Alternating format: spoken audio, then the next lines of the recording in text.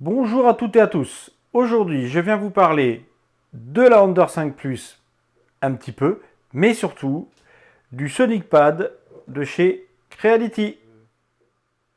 Avant de vous parler du logiciel qui l'embarque, Clipper, je vais vous parler des caractéristiques un petit peu. Donc déjà, ça c'est pour brancher l'alimentation. Ensuite, vous avez un, 2, 3, 4 ports USB. Ensuite, ici, vous avez un port LAN RJ45.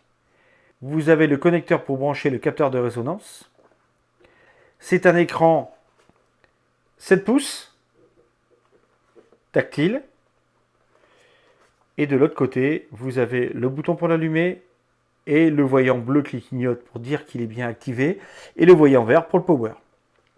Voilà, vous avez des pattes pour le poser, mais vous pouvez également imprimer des choses pour le fixer après l'imprimante si vous voulez.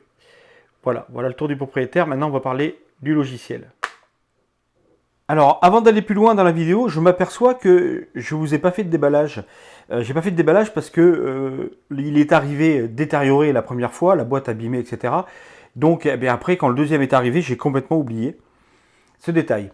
Donc, vous avez vu le Sonic Pad. Vous avez ici son alimentation.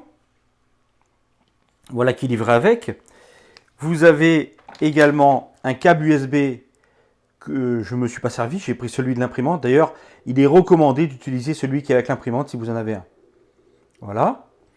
Ensuite, vous avez également la documentation, donc qui est en anglais et en chinois. Mais par contre, en anglais, elle est vraiment très très bien faite. C'est vraiment très facile de s'y retrouver. Voilà. Moi, je sais que moi, l'anglais ne me pose pas de problème, mais après, tout le monde n'est pas en accord avec la langue de Shakespeare. Vous avez un plateau, alors ça plaît à beaucoup. Moi, c'est vrai que c'est pas mon kiff, mais voilà, ça plaît à beaucoup. Vous avez une planche d'autocollant qui est livrée avec. Vous avez ce fameux capteur de résonance. Donc là, la pièce où il est fixé dessus, c'est moi qui l'ai modélisé et qui l'ai rajouté. Le capteur de résonance, c'est juste cette pièce et ce câble qui vient se brancher derrière le Sonic Pad. Mais ça, je vous ai montré juste avant où il se branchait. Et ça se met sur la tête pour le test. Mais ça, vous le verrez que dans la deuxième partie, donc de la deuxième vidéo, la deuxième partie. Voilà. Vous avez également une clé USB et deux adaptateurs, un micro USB et un USB-C. Voilà, pour brancher au câble que je viens de vous montrer. Et sur la clé USB, vous avez pas mal de données, de doc, et vous avez également des fichiers STL pour imprimer des supports pour certaines machines, pour le capteur de vibration.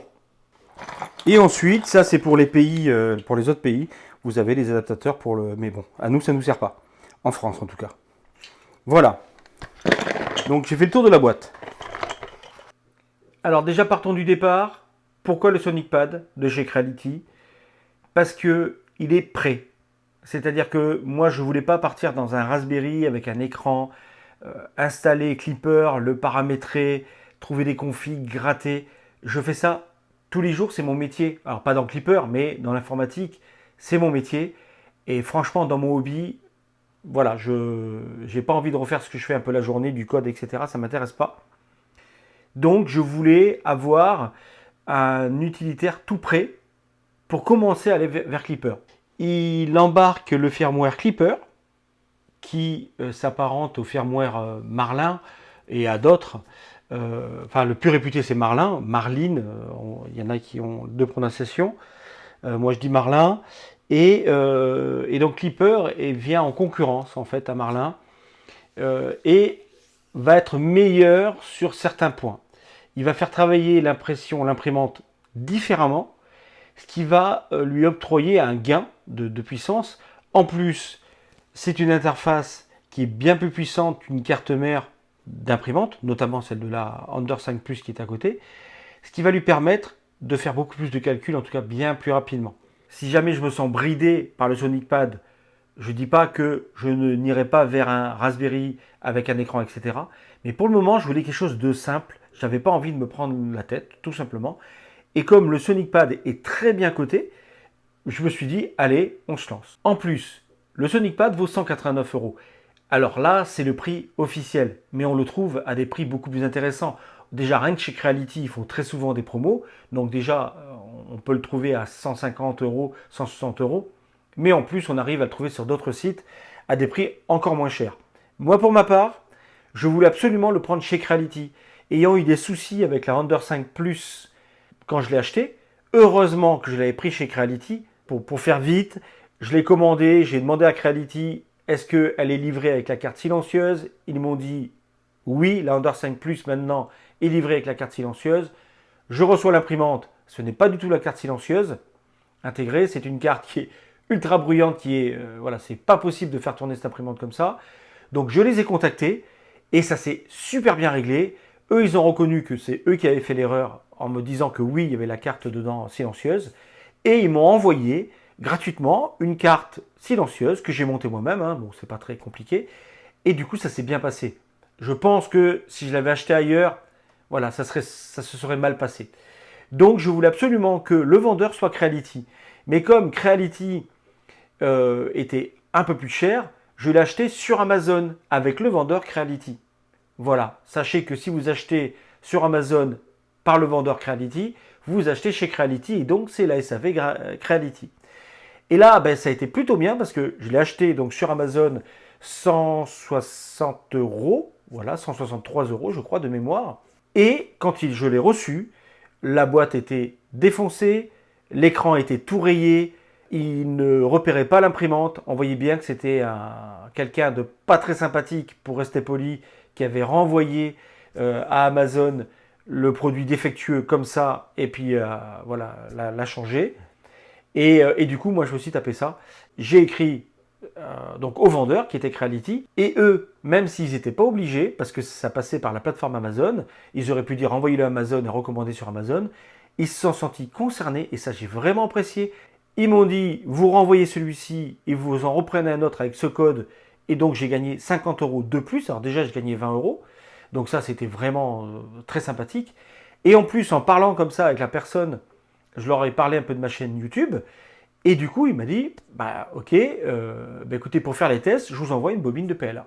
Donc voilà, pour terminer avec Creality, ils ne sponsorisent absolument pas la vidéo. Vraiment, ils m'ont envoyé, ils m'ont donné ce code déjà pour le Sonic Pad et envoyé la bobine de PLA, vraiment par dédommagement pour les problèmes, voilà, les petits soucis que j'ai eu avec le premier Sonic Pad.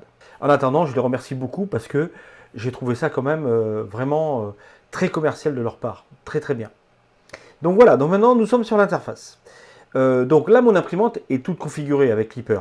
Mais je vais tout refaire à zéro pour vous montrer en fait l'installation de zéro. En fait. Donc je vais tout casser ce que j'ai fait juste pour vous. C'est quand même sympathique. Donc c'est parti. L'interface. Ici, nous avons les températures de l'imprimante. Donc pour le moment, le bed et les hautaines, vous voyez, sont en 24-23. Donc ça fait presque une seule ligne. Mais sinon, il y en a une orange et une verte qui se surpassent. Et la ligne bleue, c'est la température du Sonic Pad. C'est moi qui l'ai rajouté, cette courbe, avec tout simplement avec un petit script tout basique dans Clipper. Donc je vous montrerai ça aussi, comment faire ça. Pourquoi j'ai mis la température du Sonic Pad? C'est parce que j'avais un problème de chauffe. Ici, au niveau de cette zone-là de l'écran, il chauffait énormément. Alors, je trouvais ça anormal. Je l'ai ouvert et j'ai vu qu'à l'intérieur, la plaque de dissipation, donc je vais essayer de vous mettre des photos pendant que je vous parle.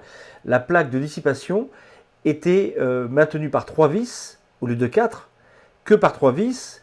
Et donc les éléments qui étaient à refroidir par cette plaque se trouvaient à l'opposé de ces 3 vis. Donc déjà, c'est pas terrible parce que ça appuie en porte-à-faux. Et surtout, il y avait un des logements des vis qui était cassé. Pour illustrer ce que je viens de vous montrer en photo, je vais ouvrir le boîtier. Ouvrir le boîtier ne fait pas sauter la garantie. Ça ne se voit pas, il n'y a pas d'étiquette, donc vous pouvez le faire sans problème. Déjà, vous pourrez vérifier, vous, que vos supports de vis pour la plaque de dissipation ne sont pas cassés. Par contre, ce que je vais faire ensuite, donc le réparer, ça, évidemment, ça fait sauter la garantie. Donc, faites-le en votre âme et conscience. Je ne veux pas être tenu de responsable de ça, bien entendu. Moi, je vous montre ce que moi j'ai fait. Pourquoi je le fais? Parce que je sais que c'est un problème récurrent, que beaucoup de monde a le souci, et après avoir fait beaucoup de recherches, j'ai vu que même des personnes qui l'ont fait changer, le nouveau qu'ils ont reçu a le même problème. Donc, c'est assez simple à réparer. Moi, je préfère le faire. Maintenant, vous êtes tout seul face à ça. Si vous voulez le faire, ben, vous le faites. Si vous préférez essayer de le faire changer, tenter le coup pour en avoir un qui ne serait pas cassé, eh bien, essayez. Voilà. Donc maintenant, j'ouvre le boîtier. Donc rien que pour vos yeux, je vais ouvrir le Sonic Pad pour vous montrer le premier problème que j'ai constaté. Alors il n'y avait pas beaucoup de problèmes avec le Sonic Pad, mais celui-ci me semblait important, en tout cas pour que je vous en parle. Donc j'ai défait les 4 vis et je l'ouvre.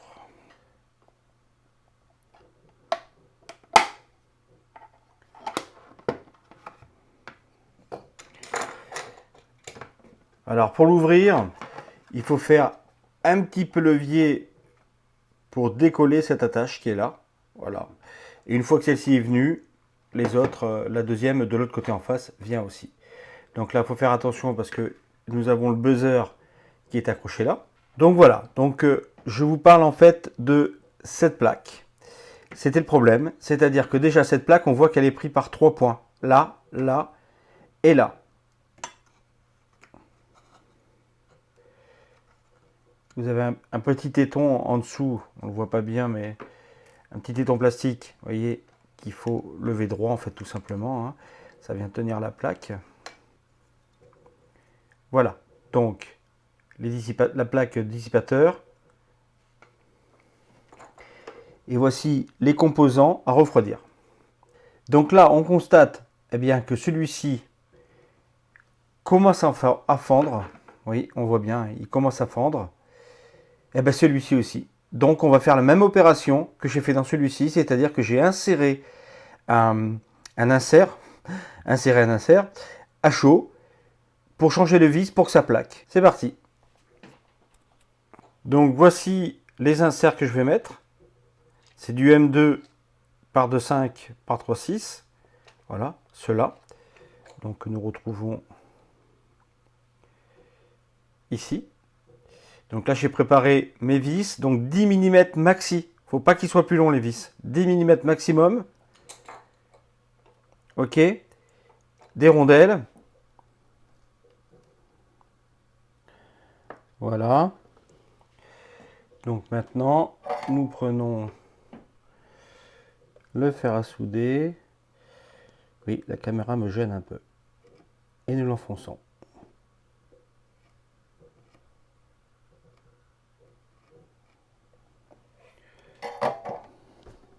Alors il y a deux avantages. L'avantage, c'est que ça va ressouder le plastique tout autour qui était fendu.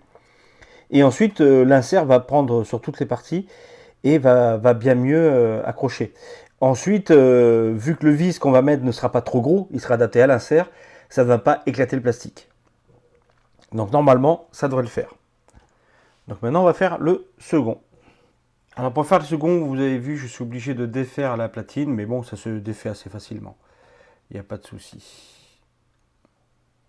C'est parti pour le deuxième.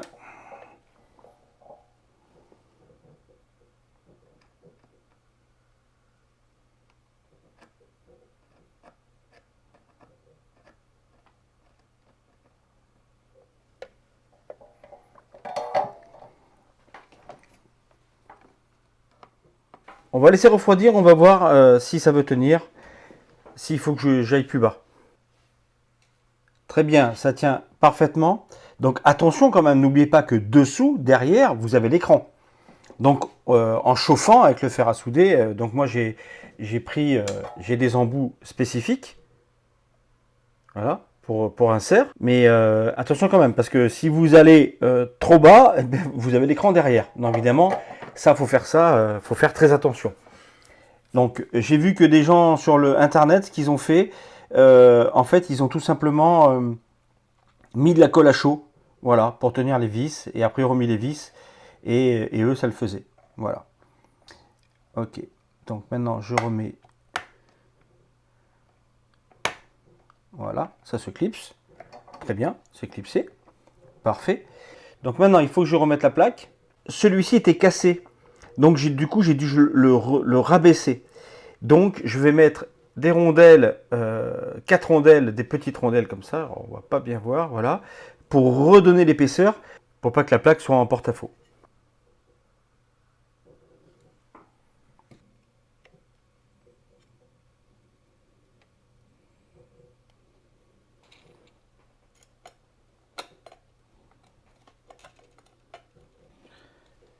Voilà, il a mordu.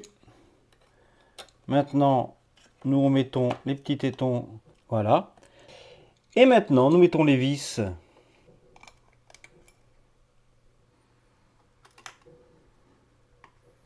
Voilà, donc maintenant la plaque est bien maintenue. Et pour pallier au manque de vis ici, dans ce coin là, il n'y a pas de vis. Ce que j'ai fait, j'ai mis, d'ailleurs on voit que ça plaquait. Ici, on voit les deux ici là. J'ai mis de la mousse qui vient plaquer ici le dissipateur sur les composants. Voilà, pour que ce soit vraiment la plaque qui dissipe. Donc maintenant, je le referme. Donc il faut faire attention au fil du buzzer. Et pour le refermer, vous voyez, on vient clipser. Donc je commence par celui du bas. Hop. Et ensuite, celui du haut. En fait, j'ai enlevé de la mousse parce que je vois qu'il n'y a pas besoin de tout ce gros morceau. Ce petit bout suffit largement pour appuyer juste sur le coin en fait. Voilà, une fois que c'est reclipsé, il suffit de remettre les vis. Alors n'oubliez pas, c'est du plastique, même s'il y a des inserts, voilà, ça reste fragile, donc on ne serre pas comme un sourd. On serre de façon que ça soit fermé, mais il y a juste besoin de ça. Alors voilà, maintenant on va le rebrancher. Voilà, parce qu'on va quand même constater qu'il fonctionne. C'est quand même mieux. Alors vous voyez, ici, là, j'ai un petit accroc sur l'écran. On a beau faire attention, l'écran est quand même très fragile par contre. C'est vrai qu'il n'aime pas trop les rayures et tout ça. Donc voilà, donc c'est fonctionnel. Donc là, j'ai remis la ligne de température ici. Enfin, j'ai mis la ligne de température ici. Et donc, je ne sais pas si on peut voir. Si, voilà. Donc là, il est à 36 degrés pour le moment. En même temps, il vient de démarrer. Hein. Mais il peut monter jusqu'à 60 degrés. C'est pas un problème. Et voilà, il va être beaucoup moins chaud puisqu'il va mieux dissiper. Donc ça, je vous conseille d'y regarder parce que ça va faire chauffer le processeur et la RAM plus que ça ne devrait, et c'est pas très très bon. Alors je pense pas que ça puisse le cramer, mais je sais que certains, donc après avoir fait des recherches sur internet, certains, ça leur resetait le pad et ça plantait leur impression. Voilà. Donc, si vous avez des problèmes de chauffe, n'hésitez pas à regarder. Vous voyez, c'est quand même assez simple à réparer. Bon, je suis d'accord, il faut faire à souder. Il faut acheter des petits inserts en 2.5. Je vous mettrai bien sûr tout dans la description. Des petits vis aussi en 2. Donc là, j'ai mis pas plus de 10, mais j'ai mis 1 de 10 et 2 de 6. Mais en attendant, ça fait le job et voilà. Donc c'est un petit peu dommage qu'on soit obligé de faire ça. Je suis d'accord. Mais j'aime tellement ce pad que j'en tiens pas rigueur. C'est vraiment un super truc. Donc voilà pour le petit défaut qu'il y avait au niveau de mon Sonic Pad. Voilà, c'est mis à part ça, que du bonheur. Donc voilà, maintenant parlons de l'interface. Interface basique, ça ressemble à toutes les interfaces des imprimantes. Donc pour ça que je ne vais pas tout vous montrer. Donc on a les preheat pour préchauffer le plateau et la buse, selon ce que vous voulez faire. Donc moi j'ai mis du PLA, j'ai refait avec mes configs à moi. Donc on peut vraiment gérer ça, donc c'est très bien, comme sur une imprimante. Voilà. On a la configuration générale, alors là il y a beaucoup de choses. Il y a le leveling manuel quand on a des molettes, pour les molettes. Ensuite l'auto-leveling quand on a le BL Touch. Ensuite le The Offset. Là on a le réseau et ça c'est top parce qu'il est en Wi-Fi et en RJ45. Moi j'ai préféré le RJ45, même si c'est qu'une carte 100 mégas, c'est largement suffisant, parce que c'est plus fiable. De temps en temps en Wi-Fi, Déjà, c'est un petit peu plus long pour envoyer des fichiers. Alors, un petit peu plus long, ça veut dire 10-15 secondes de plus. Hein, c'est pas non plus la mer à boire. Mais par contre, de temps en temps, il perd la connexion et je suis obligé de revenir ici et de rappuyer dessus pour retrouver la connexion avec le PC. Alors, ça ne nuit pas à l'impression. Hein, s'il est en train d'imprimer, il imprime quand même, puisqu'il est autonome. Mais voilà, si je veux y accéder d'ailleurs, je suis obligé de faire ça. Je trouvais ça un petit peu casse-pied. Donc, du coup, comme j'avais un switch à côté, j'ai mis le câble RJ45 et là, ça marche très très bien. Donc ça c'est super. Ensuite, nous avons les informations générales, donc pour l'imprimante et pour le SonicPad. Donc là, c'est surtout pour l'imprimante. Nous avons les paramètres donc d'accélération, etc. Ça, on verra ça un petit peu plus tard aussi.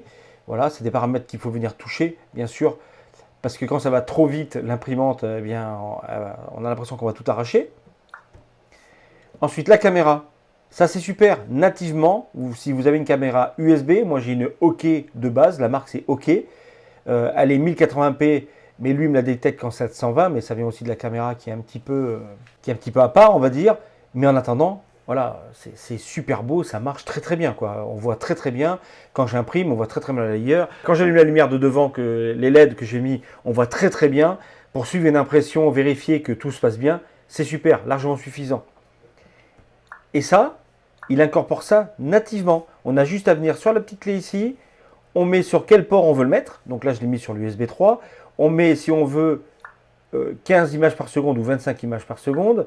On met la résolution. Donc moi, j'ai mis 720 parce que 1080, voilà, il ne me repère pas la caméra. Mais si vous avez une Logitech, beaucoup de Logitech d'ailleurs, de base, il va très bien les repérer. Et puis voilà, après on peut faire du timelapse, etc. En attendant, c'est super facile de mettre la caméra. Voilà, qu'on retrouve bien sûr sur l'interface web quand on va sur le PC. Et puis voilà, on a fait le tour. Après, là, Other Setting, vous avez beaucoup de choses. On ne va pas toutes les voir une par un parce que c'est juste pas possible.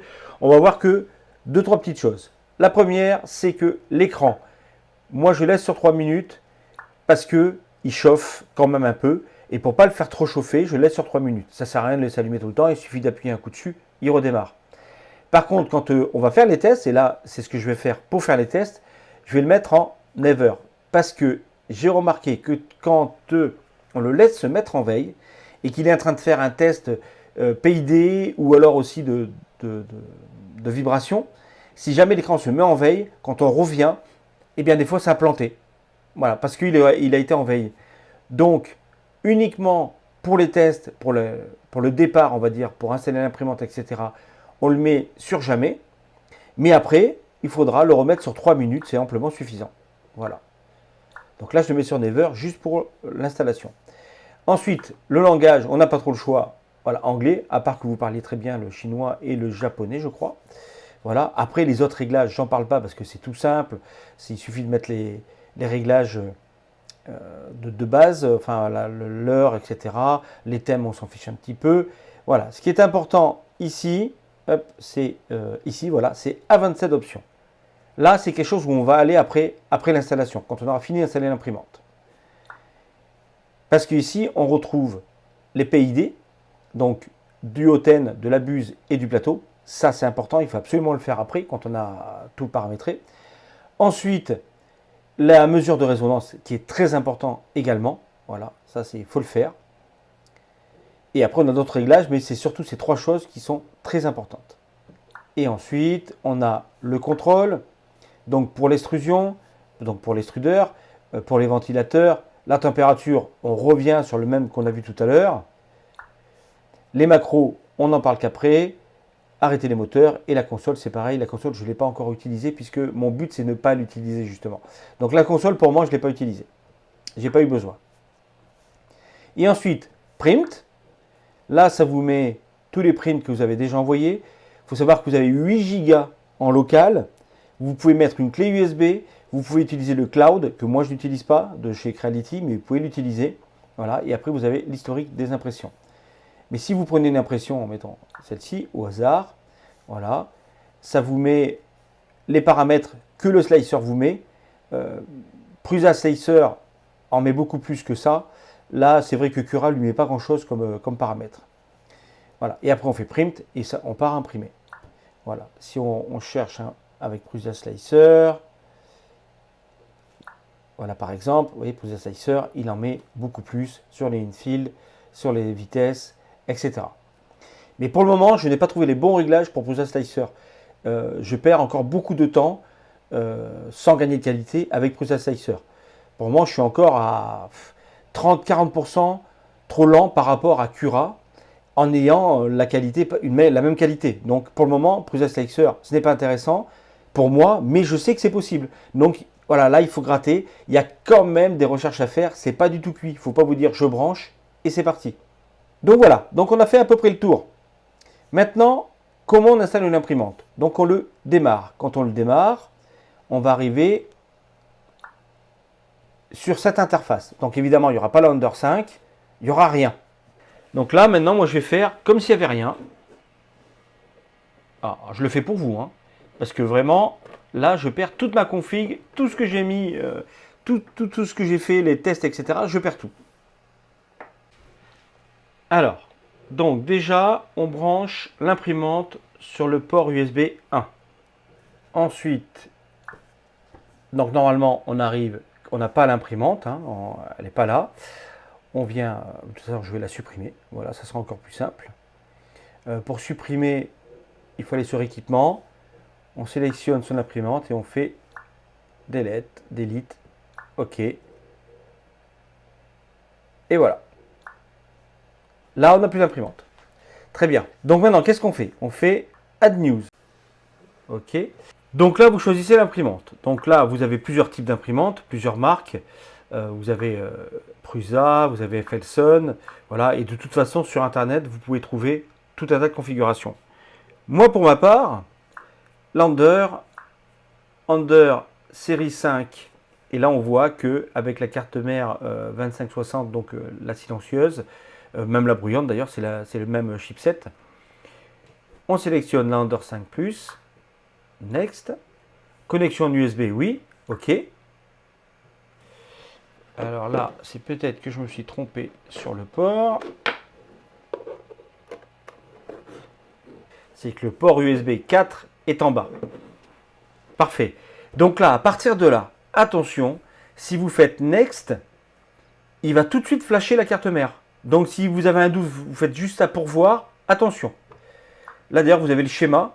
L'USB 4 est en bas, l'USB 3 est au-dessus, et 1 et 2. On voit le schéma comme ça. Donc là, vous avez le petit cordon.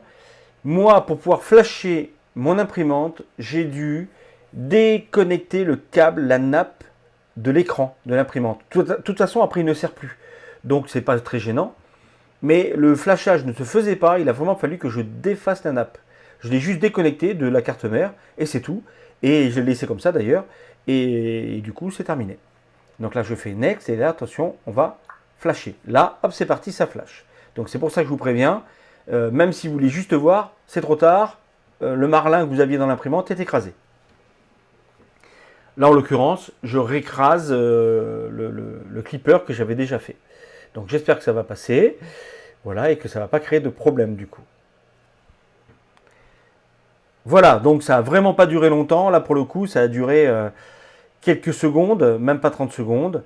Donc là, il dit, OK, parfait, c'est flashé. Maintenant, on va faire des tests. Je fais Next. Donc là, il dit qu'il faut s'assurer que l'imprimante est connectée proprement au SonicPad. Il faut aussi vérifier que la surface du bed donc, est clean et propre pour commencer les tests, que ça dure à peu près 30 minutes. Donc je ne vais pas tout vous laisser d'un coup, hein, parce que sinon 30 minutes, ça fait un peu long. C'est parti. Donc là, il demande si le ventilo tourne. Donc là déjà, on l'entend à l'oreille. Oui, il tourne. Le ventilateur du Hotend.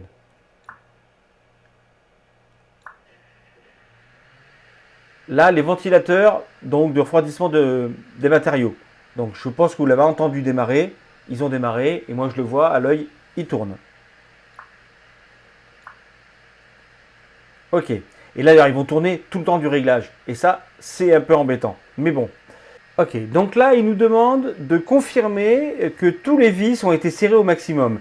Moi, je vous le déconseille. Après, c'est un peu compliqué de faire les bons réglages. Donc moi, ce que je vous conseille, c'est de les mettre à moitié. Enfin, moi, en tout cas, je les ai mis à moitié. C'était beaucoup plus simple que de les serrer à fond. Voilà, ça m'a permis de pouvoir avoir de la course pour descendre, parce que par endroit, il fallait plus descendre que monter. Voilà, et donc après, on clique Next. Donc moi, je mets mes vis à moitié, et normalement, ça le fait plutôt bien. Donc là, j'ai fait Next, et vous voyez, il fait un Home.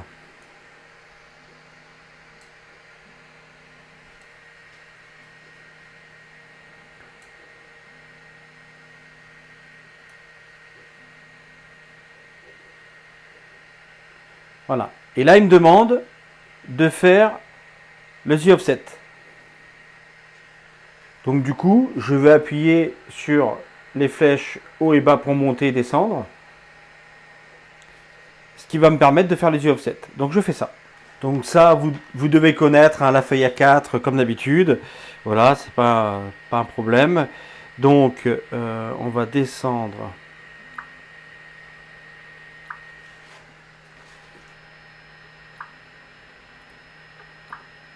Alors oui, comme c'est une Core XY, une fausse Core XY, la Under 5 Plus, il faut appuyer sur la flèche du bas pour monter et la flèche du haut pour descendre. Voilà, c'est un petit coup à prendre. Hein.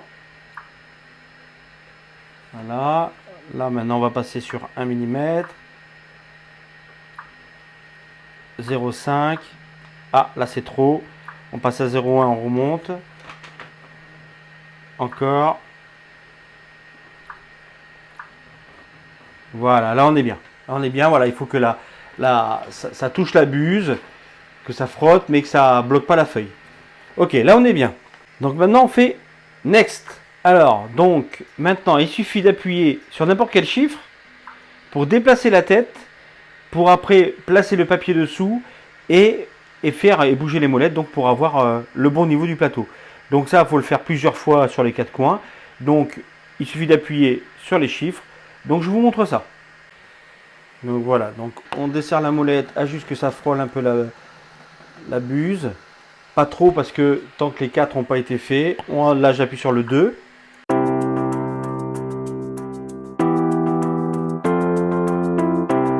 Sur le 3. Je suis désolé pour le bruit du ventilateur, mais là je peux pas l'arrêter, hein, il est à fond.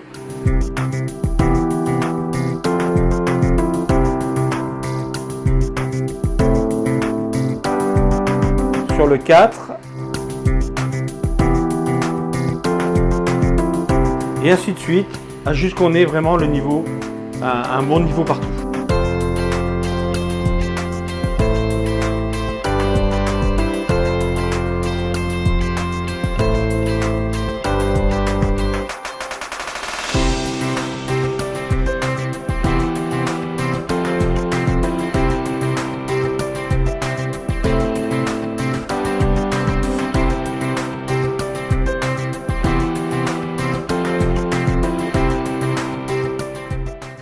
Voilà, donc là j'ai fait 4 fois le tour. Là maintenant, la buse touche partout pareil. Donc maintenant, on peut faire Next. Là, il nous demande, il veut faire ses points, donc il veut faire la mesure du plateau. Et là, le plateau est à 25. Donc il demande à quelle température on veut le faire. Moi, je vous conseille de mettre quand même une température plus élevée quand même. Parce que le plateau, quand il chauffe, voilà, a une petite distorsion. Vous pouvez carrément appuyer sur le chiffre au lieu de faire plus. Et vous mettez directement, alors moi je mets 70, puisque je fais beaucoup de PETG, je crois que je vous l'ai dit, mais voilà, 70, ok. Et là le plateau va chauffer, et quand le plateau sera atteint 70, on pourra faire la calibration. Voilà, le plateau a atteint les 70 degrés, donc maintenant on peut faire Start Calibration. Et là c'est parti, donc il va faire avec le BL Touch, il va palper tous les points du plateau. Donc 25 points.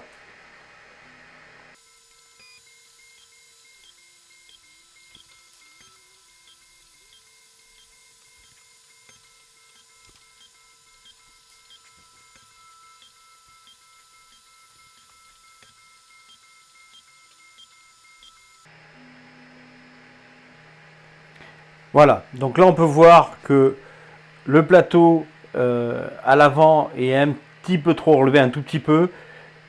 à l'arrière un peu plus bas. Enfin, c'est gérable, l'auto-leveling peut le gérer. Après, on peut affiner après de toute façon. Donc là, on fait Next. Et là, il nous dit que c'est fini, les réglages sont prêts. Il éteint enfin ces bons dieux de ventilo qui font un bruit d'enfer quand ils sont à fond. Et là, on va arriver sur l'interface qu'on avait vue tout à l'heure. Voilà. Donc là, j'ai perdu ma ligne de température du boîtier parce que là, il est à 0. Alors, voilà ce qui va mettre fin à la première partie de la vidéo. Je vais faire ça en 2 parties, peut-être 3, parce que, mine de rien, sinon ça fait des vidéos beaucoup trop longues.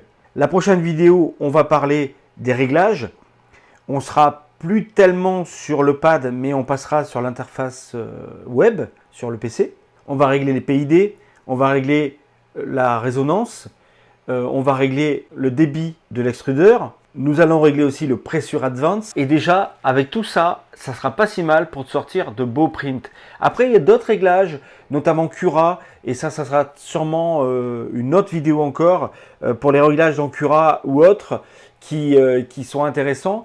Mais déjà là, on sera capable, à partir de la deuxième vidéo, la deuxième partie, on sera capable de sortir des impressions correctes, plus que correctes d'ailleurs, et bien plus rapides qu'avec Marlin. Alors on est en direct drive avec l'extrudeur de chez Creality. C'est pas l'original est en plastique, donc je l'ai changé pour le métal. C'est un peu mieux, faut reconnaître. Mais par contre, ça allait bien avec Marlin en imprimant à des vitesses de 60 mm/s ou voire jusqu'à 80, ça allait assez bien. Maintenant que je peux imprimer à 150 voire 180, il a du mal. Voilà, il a un petit peu de mal, il claque un petit peu. Donc très prochainement, petit teaser, très prochainement, on parlera de ça. Voilà. Je vous dis bien à la prochaine vidéo. Donc si vous avez aimé cette vidéo comme d'habitude, vous mettez un like. N'hésitez pas à vous abonner, ça fait plaisir. Cochez la cloche, ça vous permettra de savoir que la prochaine vidéo est sortie. Et moi je vous dis à bientôt pour une autre vidéo.